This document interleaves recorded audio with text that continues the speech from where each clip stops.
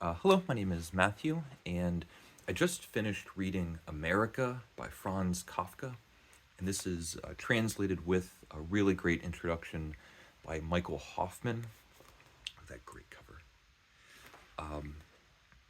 And in the introduction, Hoffman talks about how this is the least well regarded and also the least widely read of Kafka's three novels. This is also called The Man Who Disappeared. And the other two novels being The Trial and The Castle. I have another great cover of The Castle.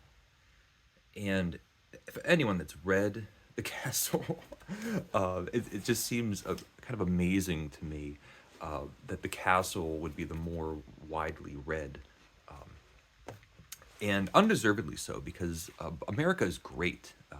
You get all of that fantastic absurdity, that Kafka-esque alternate dimension, parallel universe kind of world, and being set in America. Kafka had never visited America. We get just these strange details. I should say that the novel begins with our main character, Carl Rossman. I'll read the beginning. In the first chapter is the Stoker, which is also sometimes a separate short story that you'd find in collections. As the 17-year-old Carl Rossman, who had been sent to America by his unfortunate parents because a maid had seduced him and had a child with him, sailed slowly into the New York harbor, he suddenly saw the Statue of Liberty, which had already been in view for some time. As though in an intenser sunlight, the sword in her hand seemed only just to have been raised aloft, and the unchained winds blew about her form. So already we're not in the real America. We're in an alternate America. This is a Statue of Liberty that's holding a sword instead of a torch. And the tossed off line at the beginning, Carl Rossman is being sent to America because he slept with one of the servants. And it's it's delivered to us as if that makes perfect sense. That's what you do. Nothing illogical about that. So we already know what kind of world we're in. There's strange things happening and absurd conclusions and consequences of things that happen that just don't make any sense in the real world. But Kafka is creating the Kafka alternate dimension beautifully. And this is in America where there's a bridge between New York and Boston. San Francisco is on the East Coast. The Statue of Liberty is holding a sword. And even the strange, illogical decision to call this America. It is set in America, but we're still in the world of the castle and the trial and so many of other Kafka's short stories where every location is a series of corridors and tunnels and endless hallways and doors that don't open and darkness and drafts. Every piece, every set piece, and this is a very episodic novel. The premise of the novel really is Carl Rossman either being kicked out or ran out of every situation that he's in. And that begins at the very beginning, where he's booted out of Europe and sent to America. On the boat, he ends up getting tossed off the boat, not literally.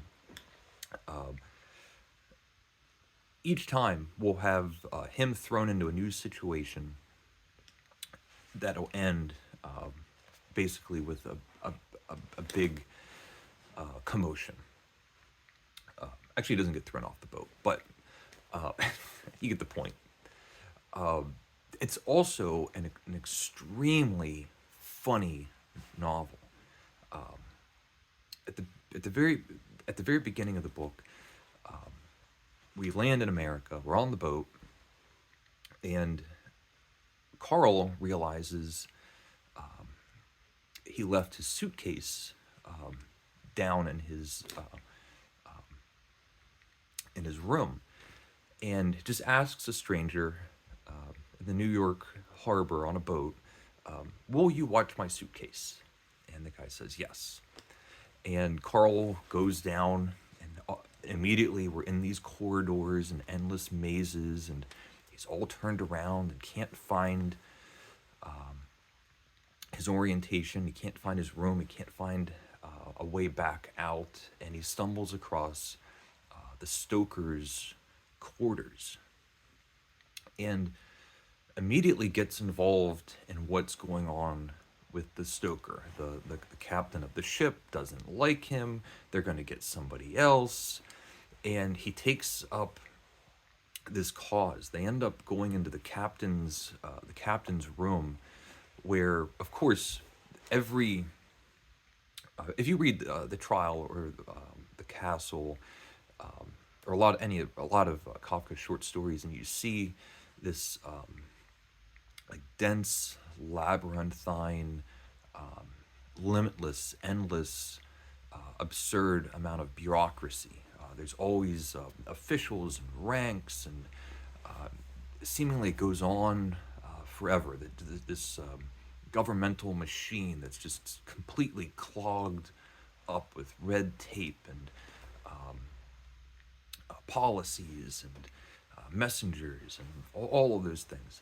What America exploits to such wonderful effect is that idea of just a clogged up, over bloated bureaucracy is actually in every endeavor, in every industry. So they're on a boat, and this boat has ranks and officials and very important people, and there's senators and judges, these characters. Nothing is simple. When Kafka's in an apartment complex, it's the same thing. If he goes to a house outside of New York, it's going to be all servants, and there's different people and different owners, and the houses will have long corridors, and it'll be dark. Go to a restaurant, it's bustling, and there's endless amounts of wait staff, and there's the porter and the cook, and you just get a sense that the whole world, no matter where you look, is just clogged up with a nightmarish amount of officials and ranks and bureaucracy. It's not just the government or what was I saying? But the book is very, very funny. There's a moment, I'm just kind of talking randomly, but there's a moment, middle in the book, where he's trying to get a job at this restaurant. And he's in the back, there's the head cook is there. Again, the scene of the restaurant is nightmarish, and doesn't make any logical sense. The dining hall is just tables and chairs nearly packed on top of one another. Food is flying all over the place. The dining hall is jam packed with people practically crawling over one another. The food is rancid. There's waiters everywhere you look. You can't catch any of them because they're just running around mindlessly. It's mayhem. It's complete havoc. But he gets into the kitchen area of this restaurant, and he's talking to the head cook, and the head cook offers him a job.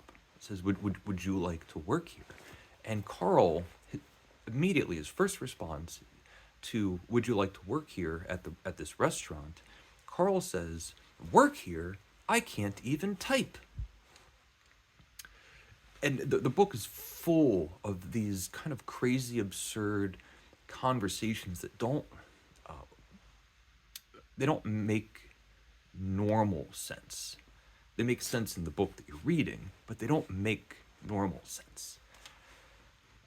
Or back on the boat, at the very beginning of the book, Carl has taken up the cause for the stoker about why he's a good stoker and why the captain should keep him and why he's been treated unfairly. And it's a room full of these brooding characters, very serious, very dignified, very distinguished. Every position, whether you're a cobbler or an elevator boy or a doorman or working in a department store, every position is of the highest rank, which I just love. And it's this incredibly tense scene. There's all of these officials, they're having this argument. Carl, who's a nobody, just a stranger that showed up, nobody knows who he is. And there's an official that stands up and says, "What is your name again?" He says his name, and he goes, "I'm your uncle."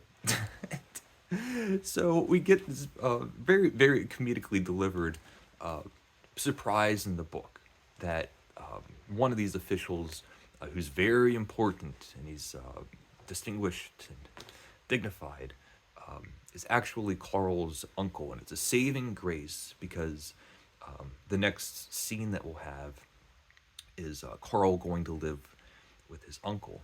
Hilariously, he gives the story of how they know each other, or their family relation, and why Carl is on the boat. And in a room full of all of these important people that Carl doesn't know, none of them know him, the uncle finds it appropriate to explain that he had slept with one of the servants and had a child and was shipped off to America. And Carl just has to stand there listening. He goes and lives with his uncle briefly. He's in a New York apartment, nearly like a penthouse apartment, extremely luxurious.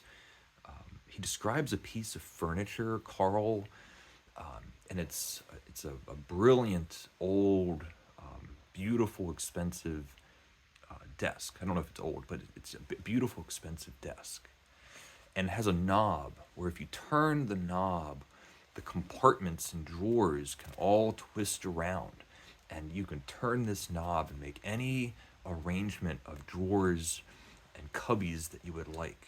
And it's described as this new technological, amazing feature, something that you could only find in America. Desks that have knobs that change the configuration of the drawers.